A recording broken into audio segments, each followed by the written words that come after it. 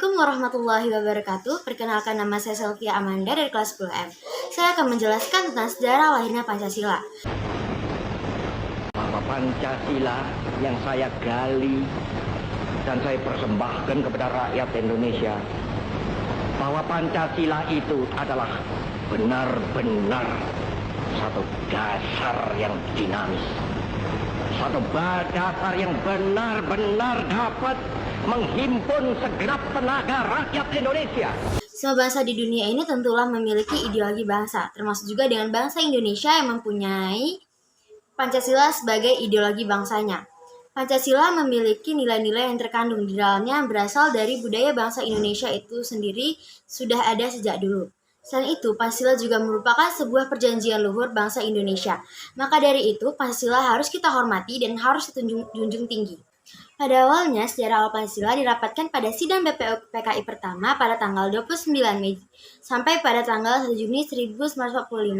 Semua tokoh menyampaikan pidatonya terkait perumusan asas dasar negara.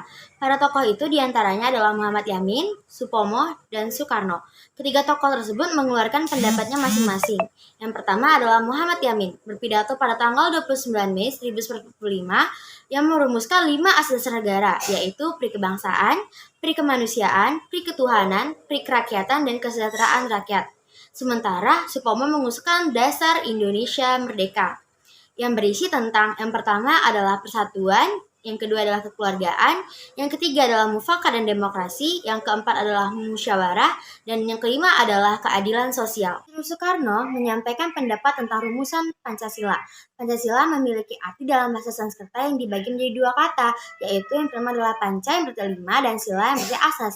Jadi apabila digabung memiliki makna 5 asas. Pada tanggal 1 Juni 1945, Soekarno memperkenalkan 5 sila yang terdiri dari kebangsaan Indonesia, yang kedua adalah internasionalisme atau pri kemanusiaan, yang ketiga adalah mufakat atau demokrasi, yang keempat adalah kesejahteraan sosial, dan yang terakhir adalah ketuhanan yang Maha Esa. Inilah momen Pancasila dikenalkan untuk pertama kalinya. Pada tanggal 22 Juni 1945, BPUPKI kemudian membentuk Panitia 9 untuk merumuskan lebih rinci tentang rumusan Pancasila sebagai dasar negara dan pembuatan Undang-Undang Dasar atau UUD 1945. Pada tokoh Panitia 9 itu beranggotakan yang pertama adalah Insinyur Soekarno, yang kedua adalah Dr. Handus Muhammad Hatta, yang ketiga adalah Mr. A. Maramis, yang keempat adalah Muhammad Yamin, yang kelima adalah Ahmad Subarjo, yang keenam adalah Abi Kusnojokro Sujoso, yang ketujuh adalah Abdul Kahar Muzakkar, yang kedelapan adalah Haji Abdul Salim, yang kesembilan adalah Kiai Haji Abdul Wahid Hashim. Hasil rapat dari Panitia 9 adalah yang pertama adalah ketuhanan dengan kewajiban menjalankan syariat Islam bagi pemeluk-pemeluknya. Yang kedua adalah kemanusiaan adil dan beradab. Yang ketiga adalah persatuan Indonesia. Yang keempat adalah kerakyatan yang dipimpin oleh hikmat kebijaksanaan dalam permusyawaratan dan perwakilan. Serta yang kelima adalah keadilan sosial bagi seluruh rakyat Indonesia. Hasil rumusan yang terdapat pada sila pertama menimbulkan perdebatan antara beberapa pihak karena dipandang memihak salah satu golongan. Pasalnya, rakyat Indonesia tidak berasal dari satu golongan saja. Maka dari itu Panitia 9 pun merapatkan kembali tentang rumusan sila pertama, Pancasila.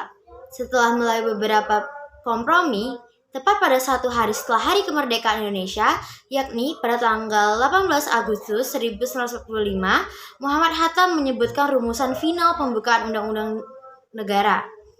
Salah satunya menyebutkan perubahan kalimat pada dasar negara menjadi hanya negara berdasarkan ketuhanan yang Maha Esa. Pancasila dinyatakan sah sebagai dasar negara Indonesia dalam sidang BPUPKI. Pancasila disetujui ada dalam Mukadimah Undang-Undang Dasar 1945 sebagai dasar negara Indonesia yang sah. Selanjutnya adalah penetapan tanggal 1 Juni sebagai hari libur nasional, yaitu adalah peringatan hari lahir Pancasila. Ini diatur dalam keputusan Presiden atau Kepres nomor 24 tahun 2016 tentang hari lahir Pancasila. Kepres tersebut ditandatangani oleh Presiden Jokowi. Mengutip Kepres nomor 24 tahun 2016 ditetapkan bahwa tanggal 1 Juni 1945 sebagai hari lahir Pancasila. Tanggal 1 Juni diperingati sebagai hari lahir Pancasila ini berdasarkan sejarah lahirnya Pancasila pertama kali dikenalkan pada 1 Juni 1945. Selanjutnya adalah makna Pancasila. Yang pertama adalah ketuhanan yang Maha Esa, yang memiliki makna bahwa bangsa Indonesia adalah bangsa yang percaya terhadap Tuhan yang Maha Esa. Yang kedua adalah kemanusiaan yang adil dan beradab, yang memiliki makna bahwa setiap manusia Indonesia memiliki persamaan harokat dan martabat sebagai hamba Tuhan. Yang ketiga adalah persatuan Indonesia, memiliki makna usaha ke arah bersatu dan membina rasa nasionalisme dan negara kesatuan Republik Indonesia. Yang keempat adalah kerakyatan yang dipimpin oleh hikmat kebijaksanaan dalam permusyawaratan dan perwakilan, yang memiliki makna bahwa suatu pemerintahan dari rakyat oleh rakyat dan untuk rakyat dengan musyawarah atau mufakat dengan lembaga-lembaga perwakilan. Yang kelima adalah keadilan sosial bagi seluruh rakyat Indonesia, yang memiliki makna menegaskan pentingnya mengutamakan keadilan sosial sebagai dasar dalam pembangunan dan kemajuan bangsa Indonesia. Fungsi-fungsi Pancasila. Pancasila memiliki beberapa fungsi pokok, yaitu yang pertama adalah Pancasila sebagai pandangan hidup bangsa Indonesia. Yang kedua adalah Pancasila sebagai jiwa dan kepribadian bangsa Indonesia. Yang ketiga adalah Pancasila sebagai perjanjian luhur. Yang keempat adalah Pancasila sebagai sumber dari segala sumber hukum. Yang kelima adalah Pancasila sebagai tujuan dan cita-cita bangsa Indonesia. Yang keenam adalah Pancasila sebagai pemersatu bangsa Indonesia. Yang ketujuh adalah Pancasila sebagai norma dasar dan nilai-nilai dasar bangsa.